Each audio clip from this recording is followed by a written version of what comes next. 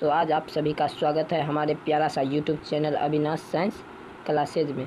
किसमें? Avinash science classes में। और क्लास 12th के लिए आज हम लेकर आया हूँ भौतिक विज्ञान फिजिक्स चैप्टर 1 महत्वपूर्ण प्रश्न मतलब कि ऑब्जेक्टिव प्रश्न लेकर आए हैं क्लास 12th चैप्टर 1 फिजिक्स का बिहार बोर्ड 2025 के लिए। किसके लिए? बिहार बोर्ड 2025 के लिए।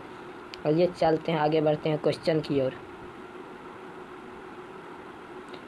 की ओर, जिसमें से क्वेश्चन नंबर पहला है, एक आवेशित चालक के किसी बिंदु पर विद्युतीय क्षेत्र की तीव्रता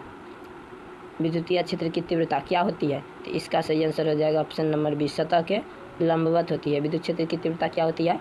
लंबवत होती है, सतह के लंबवत होती है। ये जैसे ये एक रेखा हो गया, तो यह कैसा रेखा है? लंबवत है। कैसा है? लंबवत।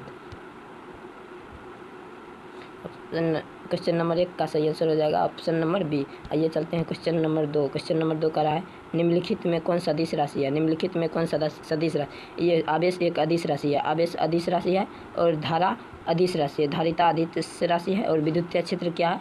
विद्युतीय क्षेत्र या सदिश राशि है। विद्युतीय क्षेत्र सदिश राशि। ऑप्शन नंबर सी इसका सही आंसर हो जाएगा विद्युतीय क्षेत्र। इसका सही आंसर हो जाएगा विद्युतीय क्षेत्र। आइए चलते हैं क्वेश्चन नंबर 3। क्वेश्चन नंबर 3 का रहा है, विद्युतीय क्षेत्र में किसी विद्युत द्विध्रुव को घुमाने में किया जाता है। विद्युतीय क्षेत्र में किसी द्विध्रुव को घुमाने में किया जाता है, तो इसका सही आंसर हो जाएगा ऑप्शन नंबर ए, W बराबर FE into minus cos theta. इसका सही आंसर हो जाएगा ऑप्शन नंबर ए, इसका सही आंसर हो जाएगा। आइए चलते हैं क्वेश्चन नंबर 4 की ओर। क्वेश्चन नंबर 4 का रहा है, कूलम्ब बल है, तो इसका आंसर हो जाएगा ऑप्शन नंबर ए और बी दोनों। कूलम्ब बल है तो केंद्रीय बल भी है और विद्युतीय बल भी है, तो इसका सही आंसर हो जाएगा ऑप्शन नंबर सी दोनों, ए और बी दोनों। ऑप्शन नंबर सी इसका सही आंसर हो जाएगा। आइए चलते हैं क्वेश्चन नंबर 5 की ओर। क्वेश्चन नंबर 5 का रहा है, एक कूलम्ब आवेश बराबर होता है, आप लोग जानते होंगे, एक कूलम्ब आवेश बराबर कितना होता है? 3 × 10⁻9 ESU। कितना होता है? 3 × 10⁻9 ESU। ऑप्शन नंबर ए इसका सही आंसर हो जाएगा ESU। ये चलते हैं क्वेश्चन नंबर 6 की ओर। क्वेश्चन नंबर 6 का आवेश के पृष्ठ घनत्व का मात्रक होता है। आवेश के पृष्ठ घनत्व का मात्रक होता है, तो इसका सही आंसर हो जाएगा और A coulomb metre. Option number A इसका सही आंसर हो जाएगा कूलम्ब मीटर स्क्वायर। ये चलते हैं क्वेश्चन नंबर 7 की ओर। जब किसी वस्तु को आवेशित किया जाता है तो उसका द्रव्यमान घटता है या बढ़ता, या अचर रहता है या घटता बढ़ता दोनों होता है, तो इसका सही आंसर हो जाएगा ऑप्शन नंबर डी, घट या बढ़ सकता है। क्या होता है? घट या बढ़ सकता है। ऑप्शन नंबर डी इसका सही आंसर हो जाएगा।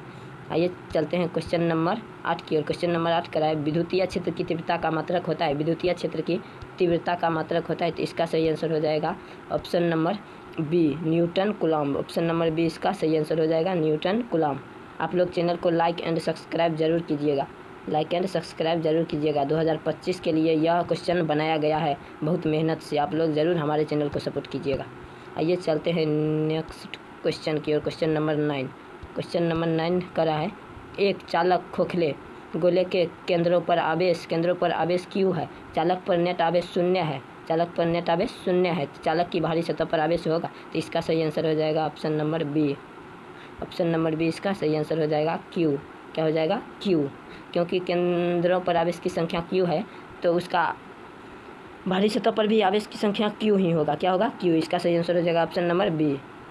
आइए चलते हैं क्वेश्चन नंबर 10 की ओर। क्वेश्चन नंबर 10 का रहा है, यदि 1000 बिंदु समान आकार के एवं जिसमें प्रत्येक की धारिता 5 माइक्रोफैराड है, इसको कहते हैं माइक्रोफैराड मिलकर एक बड़ी बूंद बनाती है, तो बड़ी बूंद की धारिता 50 होगी। इसका सही आंसर हो जाएगा ऑप्शन नंबर ए, 50 माइक्रोफैराड। क्या होता है? Microfarad, 50 microfarad. ये चलते हैं क्वेश्चन नंबर 11 की ओर।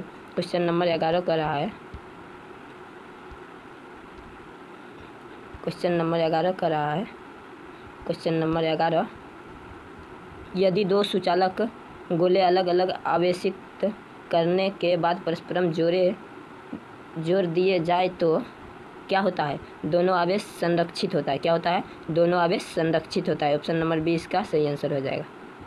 ये चलते हैं क्वेश्चन नंबर 12 की ओर। क्वेश्चन नंबर 12 का है, स्थिर विद्युत क्षेत्र होता है, स्थिर विद्युत क्षेत्र होता है। तो इसका ऑप्शन नंबर ए है संरक्षी, ऑप्शन नंबर बी है असंरक्षी, ऑप्शन नंबर सी है, ऑप्शन नंबर सी है कहीं संरक्षी तथा कहीं असंरक्षी, ऑप्शन नंबर डी है इनमें से कोई नहीं। तो इसका सही आंसर हो जाएगा ऑप्शन नंबर ए संरक्षी। इसका सही आंसर हो जाएगा ऑप्शन नंबर ए संरक्षी, संरक्षी। ये चलते हैं क्वेश्चन नंबर 13 की ओर। क्वेश्चन नंबर 13 कह रहा है प्रभावी धारिता 5 फराइडे को प्राप्त करने के लिए सिर्फ 2 फराइडे के कम से कम कितने संधारित्र आवश्यकता होती है। इसका सही आंसर हो जाएगा ऑप्शन नंबर ए 4। इसका सही आंसर हो जाएगा ऑप्शन नंबर ए 4। ये क्वेश्चन का आंसर आप लोग समझ के दीजिएगा, ये न कीजिएगा कि 5 फराइडे माइनस 2 फराइडे इजकल टू 3 फराइडे मत मार दीजिएगा, जो ऑप्शन में है ये गलत हो जाएगा। ये क्या हो जाएगा गलत। इसका सही आंसर हो जाएगा ऑप्शन नंबर 4। आइए चलते हैं क्वेश्चन नंबर 14 की ओर। क्वेश्चन नंबर 14 का है 15 माइक्रो फराइडे वाले संधारित्र 20 के भी एक आवेशित करने में आवश्यक ऊर्जा का मान होगा। आवश्यक ऊर्जा का मान क्या होगा 3 जूल। आवश्यक ऊर्जा का मान 3 जूल। ऑप्शन नंबर ए इसका सही आंसर हो जाएगा। ये चलते हैं नेक्स्ट क्वेश्चन की ओर। नेक्स्ट क्वेश्चन कर रहा है 3 संधारित्र जिसमें प्रत्येक की धारिता 3 संधारित्र जिसमें प्रत्येक की धारिता 9 माइक्रो फराइडे है। कितना है 9 माइक्रो फराइडे है। श्रेणी क्रम में जोड़े गए परिणामी धारिता क्या होगी। तो श्रेणी क्रम में जोड़े गए परिणामी धारिता क्या होगा। Option number A 3 micro faraday. Option number A इसका सही आंसर हो जाए। आइए आगे चलते हैं क्वेश्चन नंबर 16 की ओर। क्वेश्चन नंबर 16 का रहा है यदि दो आवेश की मूल बिंदु से दूरी बढ़ा दे जाए तो आवेश के बीच विद्युतीय बल का मान होगा। तो घट जाएगा जब इसका दूरी बढ़ा दिया जाएगा। जब इसका दूरी यहाँ कर दिया जाएगा तो ये क्या हो जाएगा इसका दूरी घट जाएगा। तब तो है मानिए इसका दूरी 5 है टोटल का, तो इसका क्या हो जाएगा इसको जब यहाँ तक 5 सेंटीमीटर है तो यहाँ क्या हो जाएगा 3 सेंटीमीटर घट जाएगा। इसीलिए क्या होगा ऑप्शन नंबर बी घट जाएगा। ऑप्शन नंबर बी इसका सही आंसर हो जाएगा। क्वेश्चन नंबर 17 का रहा है विद्युत फ्लक्स का मात्रक होता है। विद्युत फ्लक्स का मात्रक होता है तो इसका सही आंसर होगा ऑप्शन नंबर बी। यह क्वेश्चन इसका ऑप्शन टाइप करने में गलत हो गया। इसका होगा Nm का स्क्वायर इंटू कूलम्ब -1 का स्क्वायर -1। इसका सही आंसर हो जाएगा ऑप्शन नंबर बी। आइए चलते हैं क्वेश्चन नंबर 18। यदि 2 कूलम्ब आवेश को एक बिंदु से दूसरे बिंदु तक जाने में 20 जूल कार्य करना पड़ता है तो उस दोनों बिंदुओं के बीच की विभवांतर कितनी होगी। इसका सही आंसर हो जाएगा option number A 10। Option number A इसका सही आंसर हो जाएगा 10। ऑप्शन नंबर ए 10। ये चलते हैं क्वेश्चन नंबर 19 की ओर। क्वेश्चन नंबर 19 का रहा है दो विद्युत क्षेत्र रेखाएं एक दूसरे को किस कोण पर काटती है। इसका सही आंसर हो जाएगा ऑप्शन नंबर डी। एक बार फिर से आप लोग क्वेश्चन को समझ लीजिए। 2 बिंदुवत विद्युत क्षेत्र रेखाएं एक दूसरे को किस कोण पर काटती है। तो इसका सही आंसर हो जाएगा ऑप्शन नंबर डी नहीं काटती है। जब आप मानिए कि किसी घर से दूसरे घर में बिजली ले गए अब फिर आप क्या कीजिए इधर से फिर यहाँ ये मेन तार हो गया आप जानिए, फिर यहाँ से काट कर तो नहीं जोड़ सकते हैं और दूसरा जगह तो नहीं ले जा सकते, इसीलिए इसका सही आंसर हो जाएगा ऑप्शन नंबर डी यह कभी नहीं काटती है। ये चलते हैं अगला क्वेश्चन की ओर। अगला क्वेश्चन कर रहा है धातु का पेरावैद्युतांक होता है। धातु का पेरावैद्युतांक अनंत होता है। आप लोग जानते होंगे धातु का पेरावैद्युतांक अनंत होता है। ऑप्शन नंबर बी इसका सही आंसर हो जाए। ये चलते हैं ऑप्शन नंबर डी